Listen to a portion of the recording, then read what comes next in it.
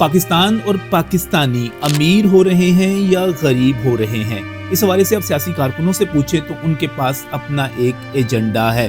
अब ताजरों से पूछेंगे तो वो कहेंगे कि इतना बुरा कारोबार है कि क्या में पाकिस्तान से लेकर अब तक इतनी बुरी हालत कभी नहीं हुई। यही बात आप किसानों से पूछ लें, वो कहेंगे कि इतना कड़ा वक्त है कि माजी में कभी इतना मुश्किल, इतना कड़ा वक्त नहीं आया। क्या ये सब सच कह रहे हैं? इसका गैर मंतकी तौर पर इदादो शुमार के साथ हकाइक की बुनियाद पर जायजा लेना बहुत ज्यादा जरूरी है। इदादो शुमार ऐसे मैं आपके सामने रखूंगा जो मुसद्दिका होंगे, आलमी इदारों से लेकर पाकिस्तान के इदारों तक सबकी तरफ से पेश किए गए, कबूल किए गए। और क्या वाकई यहाँ पर एक खामोश इनकलाब बर्पा हो रहा है? एक ऐसा इनकलाब जिसको वाजिया नहीं किया जा सका, जिसको अवाम तक अभी पहुंचाया नहीं जा सका, इसके बारे में बताया नहीं जा सका। ये क्या है? ये इदादो शुमार क्या है? वो कौन सा इनकलाब है जो बर्पा हो रहा है? आइए मैं आपको इस वीलॉग में बताता हूँ। बिस्मिल्लाहिर्रहमानिर्रहीम।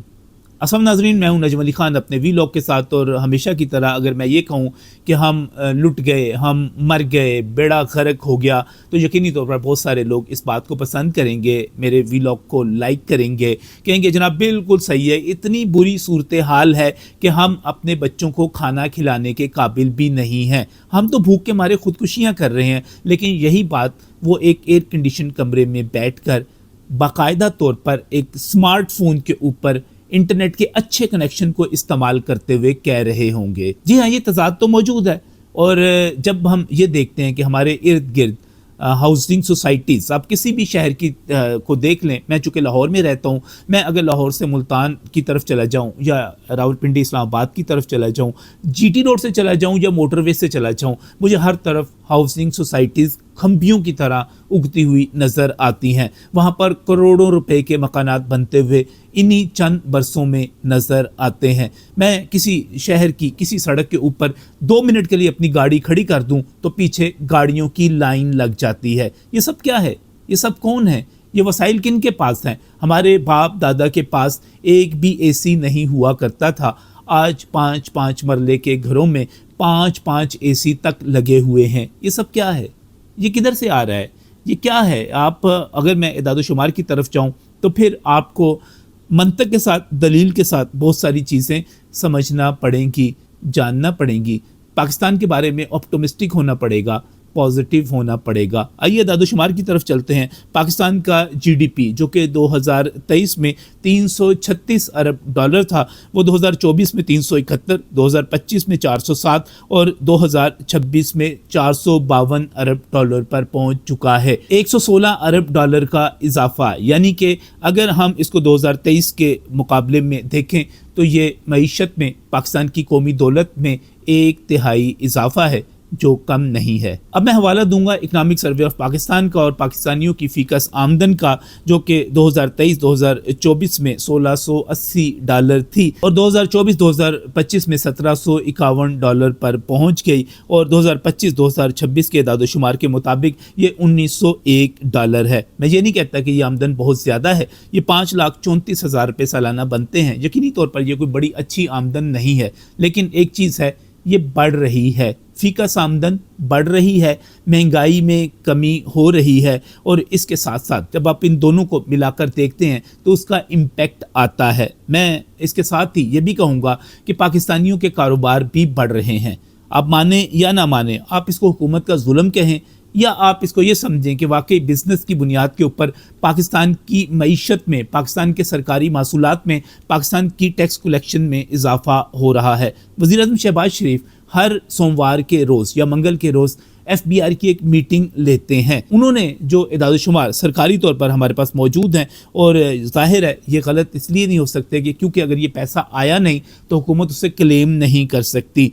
2021-2022 में पाकिस्तान की टैक्स कलेक्शन 6.12 ट्रिलियन थी, जो 2022-2023 में 7.17 ट्रिलियन तक पहुंच गई। इसी तरह 2022-2024 की 9.31 ट्रिलियन है, 2024-2025 की 11.74 ट्रिलियन है, और अब 2025-2026 की बात करते हैं तो ये 13 ट्रिलियन है, यानी कि डबल से भी ज़्यादा पाकिस्तानियों से जो टैक्स लिया जा रहा है, ये पाकिस्तानी जो टैक्स दे रहे हैं वो डबल से ज़्यादा हो चुका है पिछले 3 से 4 बरसों में। हम टैक्स टू जीडीपी के 10% के लगभग हैं इस वक्त, जबकि जो जदीद अक़वाम हैं वो 35 से 45% के दरमियान हैं। लेकिन इसके बावजूद हमें खुशी है कि हम 8 से 9% से बढ़कर कोई 10 से 11% के दरमियान पहुंच चुके हैं।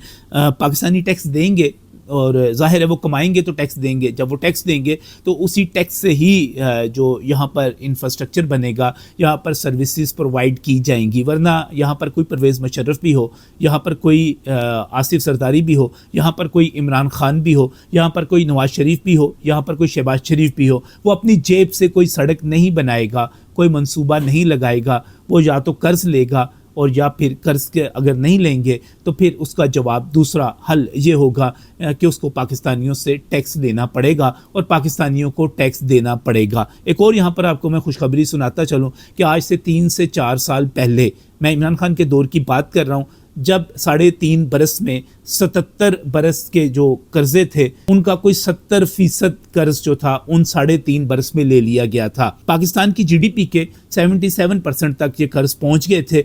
अब इस वक्त चूंकि जीडीपी की ग्रोथ हुई और पाकिस्तान के कर्ज जो हैं वो 68% पर आ गए हैं, यानी कि कर्ज़ों में 77%। मैं जीडीपी की ग्रोथ जो है उसको वो अलहदा है, मैं जीडीपी के मजमूई हुजम के साथ इसको कैलकुलेट करके आपको बता रहा हूँ। ये बहुत ही टेक्निकल बात है कि आपका कर्ज मालियत में नहीं गिना जाएगा कि आपका कितना कर्ज है, देखा जाएगा कि आपकी जीडीपी के कितने % है।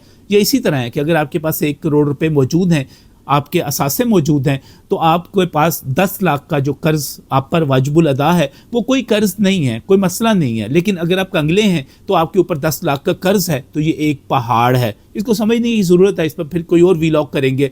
मैं इस वक्त पाकिस्तानियों की दौलत के हवाले से जो बात कर रहा हूँ वो भी एक और मेरे पास एदाद शुमार मौजूद हैं। मैं पाकिस्तान ऑटो मैन्युफैक्चरर्स एसोसिएशन की बात कर रहा हूँ, यानी कि गाड़ियाँ बनाने वाले जो इदारे हैं, उन्होंने जुलाई 2026 के हवाले से, ये अगस्त है, इससे पिछले महीने की बात करूँ, बहुत ही अहम, बहुत ही दिलचस्प एदाद शुमार जारी किए हैं। उनका ये कहना है कि जुलाई 2026 में 17,216 यूनिट यानी 17,216 गाड़ियाँ उन्होंने फ़रोख्त की। लेकिन जब वो जुलाई 2025 की बात करते हैं तो उन्होंने इसी जुलाई 2025 में, पिछले बरस के जुलाई में 7,135 गाड़ियाँ फ़रोख्त की थी, यानी कि 141% से भी ज़्यादा गाड़ियाँ इस दफ़ा फ़रोख्त हो गई। ये पाकिस्तानियों ने ली हैं।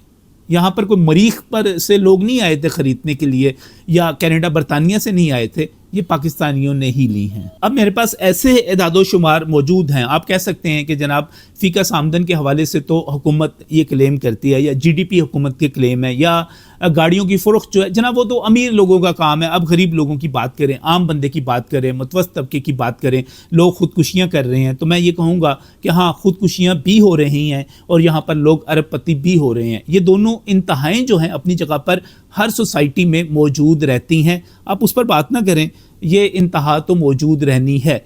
किसी न किसी के पास कुछ भी नहीं होना, किसी के पास बहुत कुछ होना है। हमने ये देखना है कि मजमूई तौर पर पूरे मुआशरे पे तकसीम करते हुए क्या सूरत हाल है। मेरे पास जो सबसे अहम एदाद शुमार हैं वो मैं आपके सामने रखने लगा हूँ, और ये हैं बैंक डिपॉजिट्स के हवाले से। यानी पाकिस्तान के जितने बैंक हैं उनमें पाकिस्तानियों का और पाकिस्तान के इदारों का जो पैसा पड़ा हुआ है, मैं उसका हवाला आपको देने लगा हूँ। इस वक्त पाकिस्तान के बैंकों में जो आरिफ हबीब लिमिटेड, जो कि ठीक है एक इदारा जो रिसर्च भी करता है, ये वो एदाद शुमार जारी करता है बैंकों के हवाले से, आप इसको गूगल कर लीजिएगा। पाकिस्तान के बैंकों के पास 40.886 ट्रिलियन रुपए, 40.886 ट्रिलियन रुपए जो हैं इस वक्त मौजूद हैं, यानी कि 40,000 अरब मौजूद हैं।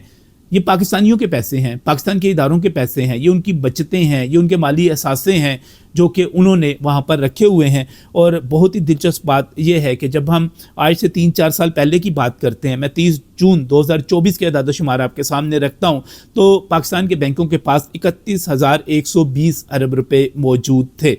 और उससे अगले साल 30 जून 2025 को 35,500 अरब रुपए उनके पास आ गए। इससे अगले साल 30 जून 2026 की जब क्लोजिंग हुई तो ये 40,000 अरब से भी क्रॉस कर चुके थे, 41,000 अरब तक पहुंच चुके थे। और इनमें से बहुत सारे लोग जो हैं, यानी कोई 41% लोग ऐसे हैं जिन्होंने अपने पैसे करंट अकाउंट में रखे हुए हैं, यानी उनको मुनाफा भी नहीं चाहिए, इसके ऊपर प्रॉफिट भी नहीं चाहिए।